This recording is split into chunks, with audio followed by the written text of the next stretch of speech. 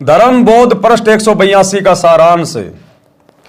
कबीर, जो कछु धन का लाभ हो शुद्ध कमाई कीन, ता धन के 10वें अंश को अपने गुरु को दीन। 10वां अंश गुरु को दीजिए, अपना जन्म सफल कर लीजिए। भावार्थ, शुद्ध नेक कमाई से जो लाभ होता है उसका 10वां भाग अपने गुरुदेव को दान करना चाहिए। यानी अपनी आमदनी का, आप चाहे नौकरी करते हैं, चाहे मजदूरी करते हैं, चाहे आप खेती बाड़ी करते हैं, अपनी आमदनी का, कौन सी आमदनी? जो आपने नेक तरीके से कमाई है। अब सतगुरु का भगत होगा, जिसको ज्ञान होगा, वो छल कपट तो करेगा नहीं, धोखाधड़ी तो करेगा नहीं। तो जो भी धंधा करेगा ईमानदारी से करेगा, और भक्ति करेगा और ईमानदारी से धंधा करेगा तो परमात्मा उसको सहयोग देगा।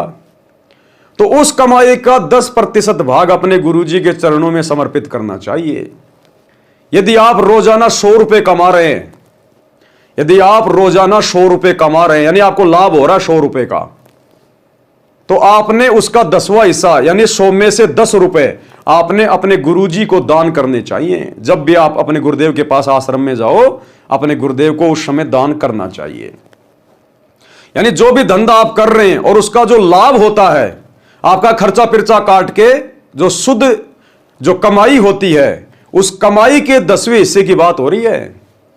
ऐसा नहीं कि आप जी सुबह 1000 रुपए की सब्जी लेके गए और आप जी 500 रुपए उसमें से कमा के और आप जी अपने घर पे जो है 1500 रुपए ले आए, तो आपने जो है वो 1500 रुपए में से 10वां अंश नहीं निकालना, क्योंकि 1000 तो आपके पास थे पहले।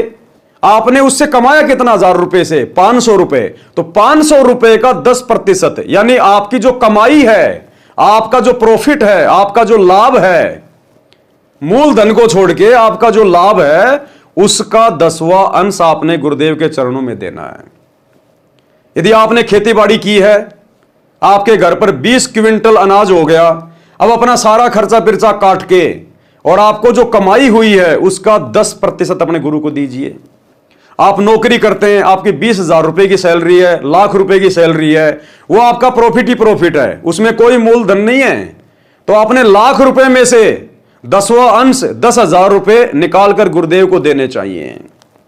इस प्रकार से अपनी आमदनी का, नेक कमाई का, अपने प्रॉफिट का 10वां अंश अपने गुरुदेव को दान करना चाहिए।